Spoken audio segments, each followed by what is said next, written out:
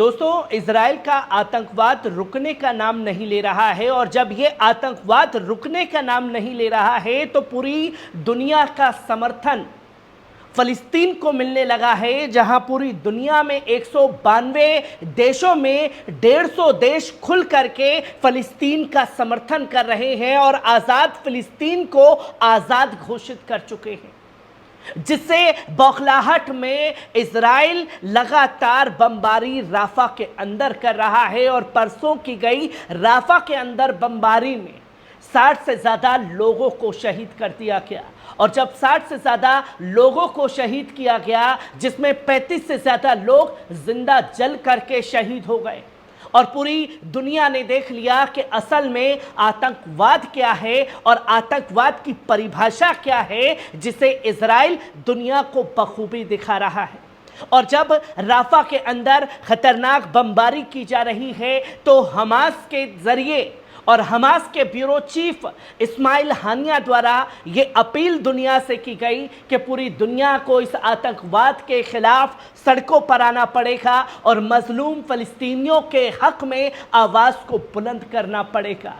यहाँ अपील की गई और इसका रिजल्ट साफ तौर पर तुर्की की आवाम के बीच देखने को मिला, जहां तुर्की की आवाम सड़कों पर उतर आई है और इस कदर बवाल मचा है कि इजरायली दूतावास के बाहर आगजनी कर दी गई। पहले इस वीडियो पर नजर डालिए।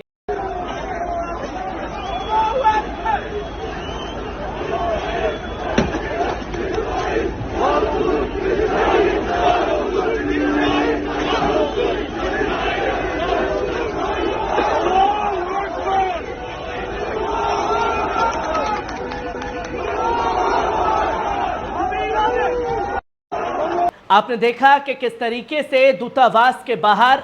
आगजनी की गई है और इस आगजनी को लेकर के पूरी दुनिया में बवाल मचा हुआ है और पूरा तुर्की की आवाम सड़कों पर इजराइल के खिलाफ खुल करके एहतजाज कर रही है। और इस हमले से इजराइल जो है चौतरफा घिर चुका है, जहां साफ तौर पर आप देख सकते हैं कि स्थानीय मीडिया द्वारा तुर्की की यह जानकारी दी गई कि गाजा पट्टी में फिलिस्तीन शिविर पर इजरायली हमले की इस्तांबुल में रात भर व्यापक विरोध प्रदर्शन देखने को मिले, जहां प्रदर्शनकारी हमले की निंदा कर रहे थे और यूरोपियन क्षेत्र के लेवेंट पड़ोस में इजरायली वाणिज्य दूतावास के बाहर आगजनी कर दी। प्रदर्शनकारियों ने अंतर्राष्ट्रीय समुदाय से इसमें हस्तक्षेप करने की अपील की है और इजरायली हमलों को रोकने की अपील की है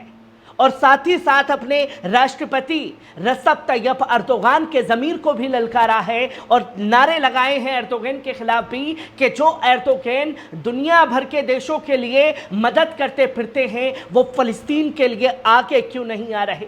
सिर्फ बोल बच्चन क्यों किए जा रहे हैं। ये सवाल अब उनकी आवाम खुद ही उनसे पूछने लगी है। जहां अमेरिकी महासचिव दूतावास के गृह क्षेत्र में सरियर जिले में भयंकर प्रदर्शन देखने को मिला, जहां यूएस मुर्दाबाद के नारे लगाए गए। एक अन्य समूह फतिहा जिले के सराचन पार्क में इकट्ठा हुए, जहां उन्होंने अपनी जान गंवाने वाले शहीद फिलिस्तीनियों के हक में दुआएं की। और इसी के साथ साथ सिर्फ एक जगह नहीं, पूरे तुर्की में ये बवाल इजराइल के खिलाफ देखने को मिल रहा है, जहां राफा में फिलिस्तीनियों के शिविर कैंप पर हमले के बाद में हजारों की संख्या में तुर्की के लोग सड़कों पर उतर आए। इस्तांबुल में हमले के बाद हजारों प्रदर्शनकारी वाणिज्य दूतावास के सामने इकट्ठा हो गए, जहां सबसे पहले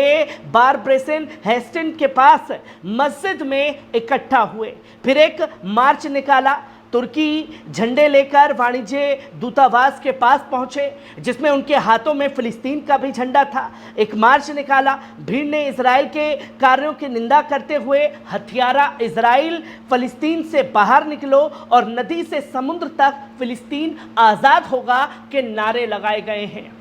और जब तुर्की की आवाम सड़कों पर है तो अपनी लाज को बचाने के लिए तुर्की के राष्ट्रपति रसब तैयब अर्दोगान को भी अपना बयान सर्कुलेट करना पड़ा है, जो कि आप साफ तौर पर देख सकते हैं, जहां तुर्की के राष्ट्रपति रसप तैयब अर्दोगान ने कहा कि हम राफा पर हुए रविवार के हमले की निंदा करते हैं, इससे ज्यादा कुछ करना होगा तो बयानबाजी कर देंगे। और अब बयानबाजी का समय भी रसप तैयब अर्दोगान के पास खत्म हो चुका है, क्योंकि अब उनकी आवाम ही उनसे सीधा सवाल कर रही है। जहां अर्दोगान ने इस तथ्य पर जोर दिया कि इजरायली कब्जे ने राफा में एक शरणार्थी शिविर नागरिकों पर मिसाइलें और बम दागे, जिसे खुद इजराइल ने सबसे सुरक्षित प्लेस घोषित किया था। तुर्की के राष्ट्रपति रसप तैयब अर्दोगान ने उनकी नेतन्याहू की आलोचना करते हुए कहा कि इजरायली प्रधानमंत्री तक सीमित रखा और कहा कि यूकी नेतन्याहू और उनका हत्या नेटवर्क फिलिस्तीनी लोगों के वीरतापूर्ण प्रतिरोध को तोड़ने में विफल रहा है, इसलिए वे अपने ही देश में तेजी से घिरे हुए हैं, अपने राजनीतिक अस्तित्व को लंबा खींचने की कोशिश कर रहे हैं और उसी को बचाने के लिए लगातार नरसंहार जो है वो इजराइल द्वारा किया जा रहा है। और जब इजराइल द्वारा इस घटना को लगातार अंजाम दिया जा रहा है, तो वहीं तुर्की के फॉरेन मिनिस्टर को भी अपना बयान सर्कुलेट करना पड़ा, जहां ये साफ तौर पर बताया कि फ़लस्तीनियों के हक में पूरी दुनिया के 192 देशों में 150 देश का आना एक बड़ा संकेत है और ये इजराइल की बड़ी हार है। और इसी हार की वजह से अपनी सारी खुन्नस, अपनी सारी फ्रस्ट्रेशन फ़लस्तीनियों लोगों पर उतारता हुआ दिखाई दे रहा है, जिसे लेकर के तमाम तस्वीरें सामने आई हैं और कई सारे सवाल जो हैं वो खुद खड़े कर दिए गए। जहां राफा कैंप के हमले के बाद नेतन्याहू चौतरफा घिरा हुआ है, जहां हमास ने अपील की और लोग सड़कों पर उतर आए हैं, जो कि यह दिखाता है कि फ़लस्तीन के लोग अकेले नहीं हैं, पर जो बमबारी, जो नरसंहार किया जा रहा है, जिस आतंकवाद को बढ़ावा दिया जा रहा है, उसे दुनिया को खुद आगे आ करके रोकना पड़ेगा, वरना आज फ़लस्तीन है, कल किसी और देश को इजराइल और अमेरिका इसी तरीके से निशाना बनाते हुए नजर आएंगे।